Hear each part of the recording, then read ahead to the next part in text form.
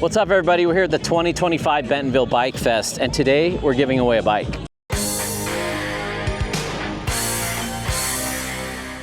That's right, we're doing another subscriber surprise. We're gonna surprise one of my subscribers with this beautiful Marin San Quentin 329. This is such a cool bike. We're also gonna keep our eyes peeled for all the cool products that are new in the mountain bike world. Let's go check it out. This is pretty cool. It's a lot bigger than the Sedona Mountain Bike Fest. It feels like a blend of Sea Otter and Sedona, kind of the best of both. A lot of happy people here, a lot of cool vendors, and a lot of vendors from outside the mountain bike world trying to get in the mountain bike world, which is really cool to see. Check it out. This is a brand new bike from Ozark Trail. The parent company is Walmart. This is the FS.3 FASTFLOW, and this is the world debut right here. It's kind of interesting. It's online only. It comes with a dropper. It's got hydraulic disc brakes, air shocks front and rear.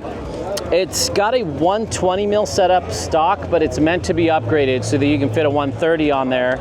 And if you remember the last video I did with the slalom, the FS.2 slalom, we showed just how upgradable that bike was to put some really nice parts on. Same idea here with the FASTFLOW. You can totally trick this thing out, but it's pretty cool to see something that's available from Ozark Trail that looks to be a serious mountain bike. Air shocks, air fork, hydraulic disc brakes, boost spacing, one by, all the things we're looking for in a bike. And what I love about the idea of these bikes is they're at a price where most beginners are shopping. It's hard to sell a beginner on a $3,000 bike, even though we all know they'd have a better experience on that. But a lot of people aren't sure they're gonna get in the sport yet, but they're willing to spend $1,000 and try it out. And this looks like a really cool option at the $1,000 price point, but there are a lot of other great options too. We're gonna have to compare those, see how it stacks up to some of the other budget stuff. Anyway, I'm always excited to see bikes become more affordable to the masses, and Ozark Trail is coming out swinging, doing some amazing stuff. These should become available in the next month or two to purchase. We're here at the Giant booth, and it's pretty exciting anytime we see a serious bike for the little mini Groms, the shredders in your life. I'm a father, I know many of you are fathers, and you're always looking for the best bikes you can find for them for the price. This is a 24-inch full suspension, running Giant's Crest suspension that's designed for lighter riders, because lighter riders can't just hop on the same forks that we run. They're not valved and tuned for those lighter weights. Aluminum frame. They also have a version that's bigger with a 26 rear, 27.5 front mini mullet. Really cool to see these serious bikes, and we know more kids are getting more and more serious at a younger and younger age in this sport, and it's really cool to see options like this out there. Liv also has the faith for the female shredders in your life. I'm a father of a daughter, and so she will instantly be drawn to these, and they're really cool colors, but it's so cool to see Liv throwing all their weight behind the women's cycling movement. So many women need to feel like they belong here, because they do. And this is not just a male-dominated sport, it's male-dominated content and male-dominated comments down below. And as a father of a daughter, we need more companies advocating for the ladies in our life. So bravo to Liv for bringing the faith to their line as well. We're here at the Breezer booth. Breezer was one of the very first frame builders to make mountain bikes for mountain bike riding. And it's so cool to see them still around. This is the Breezer Thunder. It's a 4130 steel hardtail with clearance for 29 by 2.6. It's got a rigid fork on here. You can definitely see some bike packing influences in here, but you could also throw a 100 mil suspension fork on there too. I've been seeing this online, and it's really cool to see in person. This model, as is, comes in under $1,700, and I love seeing affordable steel hardtails with modern geometry with great design on them, and this thing looks absolutely special. This Breezer Downtown EX might be the most beautiful bike of the show. Whoever is at Breezer picking color schemes and logos and fonts and just the whole visual design is crushing it. Every single one of their bikes is eye-catching. We're here at the SE booth, and they understand those of us that are grown-ups but kids at heart. They're doing some really, really fun party-looking stuff here. Look at this 27.5 plus Enduro, a BMX. I don't even know what to call it. It just looks fun. It's got a SRAM GX 10-speed on there. So a 10-speed 27.5 plus BMX bike. That just looks like so much fun. And then you come over here and they've got the Fat Quad. So cool to see these big old tires. It just looks like a lot of fun. This is the Big Ripper, a 29er BMX cruiser. big flyer, OM flyer, some really cool steel stuff. It just makes me want to be a kid again, and I think there's definitely a place for these in the world. Let me know, have you ever ridden one of these new SE bikes? Let me know in the comments below if it's all just for show or if it still makes you feel like a kid again when you throw a leg over one. We just ran into Hardtail Ryan from Fort Worth, Texas, and he's got a Paradox. Yes, I took it off of your recommendation. Yeah? I was searching, I looked at a Ragley, I had a fuse, I broke 2 of them, it didn't work. Yeah. There was another one that I was really interested in. Oh, the Nuke Proof, the Scout. You did the right thing. Yeah. Yeah, the Paradox was the right choice. Your review on it, like, I was like, this is exactly what I want. It's the perfect geometry. I can add everything to it. I put a 160 Zeb on the front. Yeah. It's so sick. I loved it. Such a good bike. It was bike. off of what you did. So the Paradox kind of ruined me when the guys at Banshee reached out to me and said, we got a bike you got to try. I rode that and it was very different. It had a much taller stack. It's a lot higher in the front than most bikes, and it's a lot softer than most bikes. I'm sure you felt that between your fuse. Yeah. Like everyone's like, but really, can you feel a difference between a stiff hardtail and a regular hardtail? Massive difference. And I got used to riding that, and the stack was so high and the riding position was so good and the geo was so good. Every review right after that was kind of lacking because it didn't have the way that bike handles. And that bike still is every bit as relevant today as it was when I reviewed it. It's still cutting edge. That is such a cool bike. Well, congratulations, Ryan. Thanks, man. Thanks for saying hi. Yeah. What's up? We're here at Party Shirt International. If you can't tell, I'm a fan of their products. It reminds me to have fun and party on the trail instead of think you're in racer mode and chase Strava and all that. They've actually hooked us up with a coupon code for all of you. Coupon code MTB Party will get you 50% off anything. They've also got a little kids line, and I've been getting matching shirts with my daughter, and it's amazing to have a matching outfit. Super fun stuff. So if you want to remind yourself that we're all just here to have fun on the trail, Party Shirt International is a great way to do that. We're here at the Kenda booth, and Kenda's done a small thing that makes a big difference. They've made tire casing easy. And instead of remembering all these random numbers and letters and what they mean and which one's thicker than the other one, they've made it real simple. This is their casing is downhill, enduro, all mountain, or trail. And so that's in descending order with the thickest, heaviest, strongest, most puncture resistant, stiffest sidewalls, all the way down to the lighter, more flexible, more compliant sidewalls. We need way more of this in the industry. Hopefully more companies follow suit and simplify. Bravo, Kenda, big brain thinking right there. Trials is a big part of the Bentonville Bike Fest because Kenny Belay is one of the guys who runs this. So there's always amazing trial stuff going on. We're here at the USWE booth, and they make hydration packs. I've got one of their really big ones because I like carrying a ton of stuff when I run a backpack. They use a center buckle on it, which holds the weight really well, and it keeps the pack from sloshing around, and it really just stays tight on your body. And it's really cool. They're doing some cool things here with like mesh backpack panels so that they breathe are easier. There's some cutting edge stuff going on at USWE, and it's cool to see them take a fresh new approach to carrying things on your body.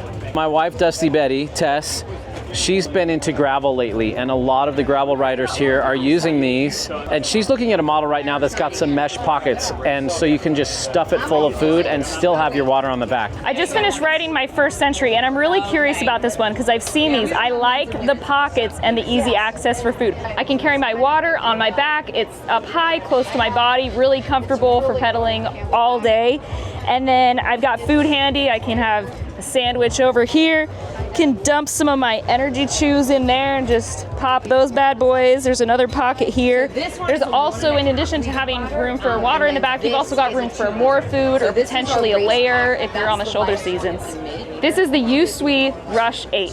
We're here with Tyler, and he's a subscriber, and this is his beautiful Ragley Mbop that he built with parts left over from his buddy's extra bike that was laying around.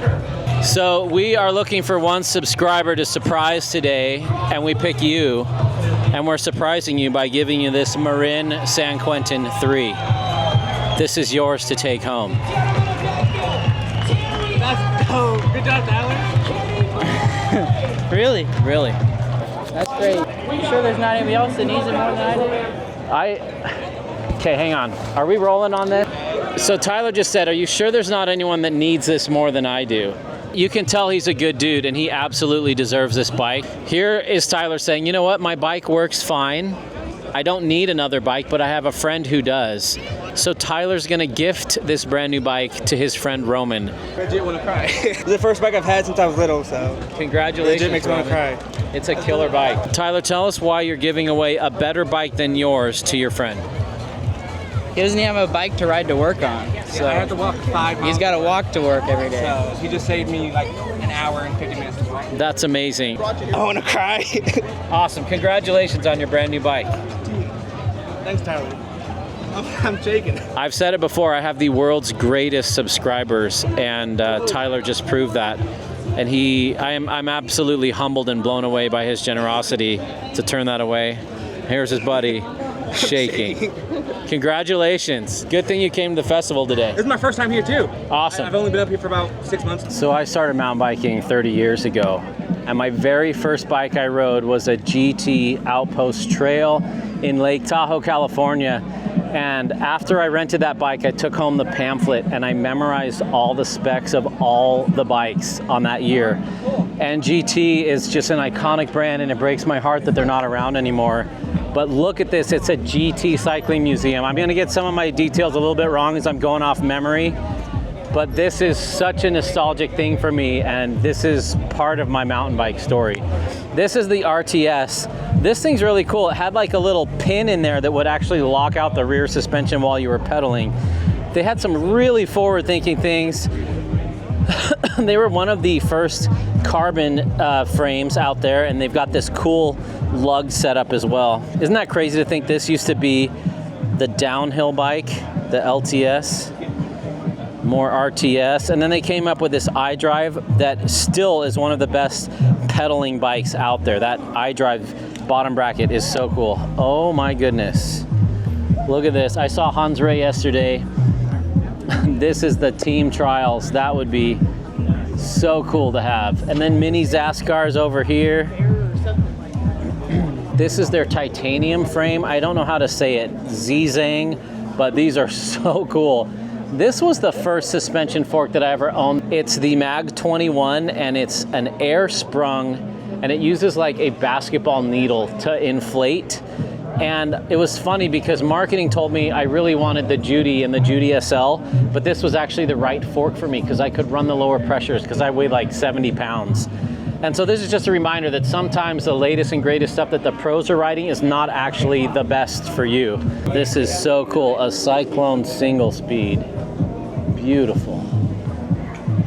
The Zaskar was the high-end hardtail, and it was the one I always wanted because it was the expensive one. It's what all the racers were on, and that's what marketing told me I wanted. That was back when we were focusing more on stiffness and ultimate lightweight, which the Zaskars were, but they're quite a stiff frame. Instead, I had the steel ones, and the steel ones were so much better for my lighter weight. Oh man, I remember these drip avalanches. So cool. What a stunning collection. This is the best collection of GTs I've ever seen. I've got a Karakoram in my garage right now that I'm never letting go of because that thing's too cool and it's too nostalgic. But this is just a trip down memory lane. Each one of us will always remember our first mountain bike, and it will always have a soft spot in my heart. And for me, it was GT. We're here at Gnargo, and Gnargo is a staple to the Bentonville bike community. And they make amazing cargo bikes, upcycling old frames that are no longer being used anymore. So they take donor frames, cut them apart, and then re-weld the front half to make 3 different models. You've got the schoolie, which is really short. You got the loop loader, which has a little bit of a linkage and a little bit longer front end. And then you've got the classic, that's the full-size wheelbase. So here you can see the original donor frame. They kept the top tube, seat tube, and rear triangle. And then all of this, the head tube, the down tube, the seat, the fork, this linkage, it's all Gnargo design, which is so cool. Really cool engineering going into these things. They can ship them to you. You can order them in custom colors. You can order different seats. They hold a tremendous amount of weight. We've had 350 pounds on the front of a Gnargo before. You see them everywhere here in Bentonville because people want to support upcycling and this great company.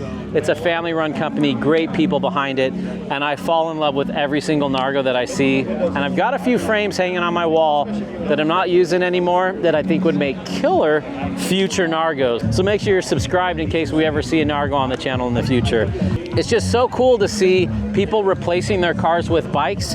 When you go to school here in Bentonville, there's a line of 50 parents who've transported their kids to school on their cargo bikes. And Gnargo's a very big part of that. There's a lot of people doing their grocery shopping on this, and it's really cool to see them give older frames a second life as a cargo bike. This is a really cool project they worked on to increase mobility for people who are either bound to a wheelchair or unable to get outside as much.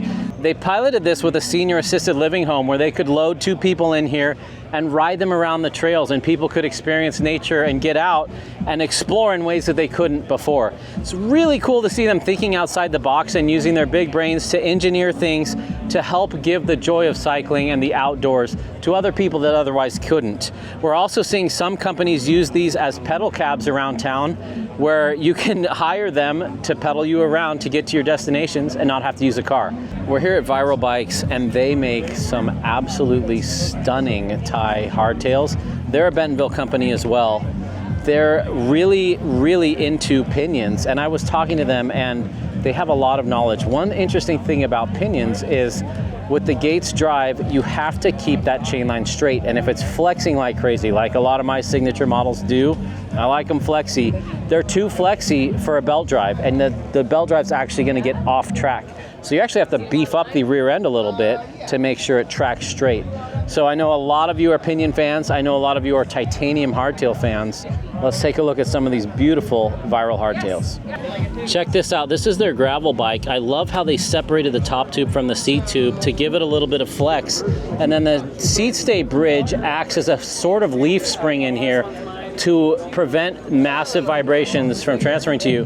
And that's why we love gravel. Gravel is thinking way outside the box in the way that mountain bike is way too scared to. And it's so cool to see innovation like that. This is the coolest thing at the show, the Tacozilla. I've only seen it in magazines. They would sell so many of these. It's a camper RV built on a Tacoma. Who wouldn't love that? So cool. Oh dear, we get to look inside.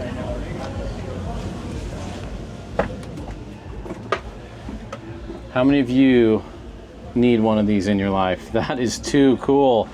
And then they remove the rear seat so it's a pass-through here. Oh, that is so cool. One day when I retire, this is one of one, the only one in the world.